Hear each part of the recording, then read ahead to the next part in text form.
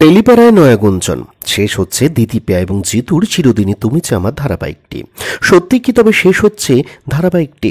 ধারাবাহিকের শেষ হবার গুঞ্জনের ফাঁকে দিতিপিয়া জানিয়ে দিলেন আসল সত্যটা। সবটাই জানবো আজকের ভিডিওতে। মাত্র 2 মাসেই টিভির পর্দায় যাত্রা শেষ করতে চলেছে জি বাংলার দুর্গামণি ও বাঘমামা। টিআরপিতে তেমন ভালো ফলাফল না করতে পারাটাই নাকি ধারাবাহিকের বন্ধের মূল কারণ। তবে এরই মাঝে শোনা যাচ্ছে নয়া এক গুঞ্জন, এবার নাকি শেষ হতে চলেছে দিতিপিয়া এবং জিতুর চিরদিনই তুমি যে আমার ধারাবাহিকটিও। তবে শুরু থেকে টিআরপিতে ভালো ফলাফল করে আসা সত্ত্বেও কেন শোনা যাচ্ছে এমন গুঞ্জন?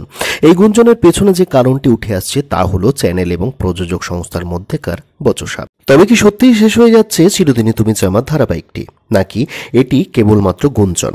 ধারাবাহিকের নায়িকা দিতিপিয়া রায় কিন্তু এই বিষয়টা নিয়ে খোলসা করে দিলেন সবটাই। দিতিপিয়া স্পষ্ট জানিয়েছেন এই খবর সম্পূর্ণ ভুল, এখনই শেষ হচ্ছে না এই ধারাবাহিক। দিতিপিয়ার কথা শুনবার পর স্বভাবতই স্বস্তির নিঃশ্বাস নেবেন ধারাবাহিকের ভক্তেরা।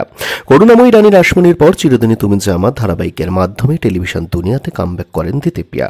রানীমা চরিত্রের দর্শক তাকে দিয়েছে অসীম ভালোবাসা। চিরদিনই তুমি যে আমার শুরু হওয়ার আগে জিতুর সঙ্গে জুটি বাঁধা নিয়ে কিন্তু অনেক নেতিবাচক কথা শুনতে হয়েছে দিতিপিয়া এবং জিতু দুজনকেই, এবং সঙ্গে শুনতে হয়েছে সমালোচনাও। সপ্তাহের পর সপ্তাহ ধারাবাহিকের টিআরপি তালিকাতে ভালো ফলাফল কিন্তু প্রমাণ করে দেয় রানীমার পর অপর্ণা চরিত্র দর্শকেরা কিন্তু দিতিপিয়াকে আপন করে নিয়েছে, সঙ্গে ধারাবাহিকটিকেও বেশ পছন্দ করছে। চিরদিনই তুমি যে আমার ধারাবাহিকে দিতিপিয়া চরিত্রটিকে আপনাদের কেমন লাগছে, আর দিতিপিয়ার সঙ্গে জিতুর জুটিটাকেই বা কেমন লাগছে? আপনাদের মতামতটি অবশ্যই কমেন্ট সেকশনে কমেন্টের মাধ্যমে জানাতে ভুলবেন না।